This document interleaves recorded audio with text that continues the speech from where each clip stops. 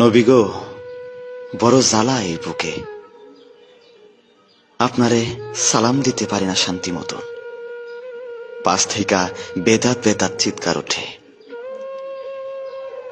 ইয়া নবী কইয়া ডাক দিলে কয় মুশরিক। মোস্তফা জানে রহমত নাকি পড়া যাইত না, কয় এটা মাইনসের বানানো দরুদ। কিন্তু আমি শুনছি শরফুদ্দিন বুসরিও একটা দরুদ বানাইছিলেন, মাওলায়া সাল্লি ওয়া সাল্লিম দিয়া শুরু।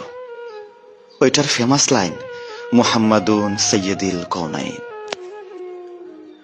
শুনছি এইটা লেখার পর আপনি তারে দর্শন দিছিলেন, গায়ে হাত বোলাইয়া রোগ সারাইয়াছিলেন।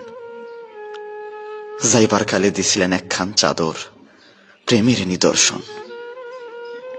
পাকিস্তানের খাজা চৌধুরী তো পুরা 30 পারা দরুদ লেখা থইছে। তার এই সাধনা কি বৃথা তাইলে? এই প্রেমের কি কোনো দাম নাই আপনার কাছে? না থাকলে আরবি না পারা লোক কেমনে আরবিতে এই কাম করলো? কোথাও যেন গোল পাইকা গেছে। কি একটা যেন হইছে আপনার উম্মতের মাঝে।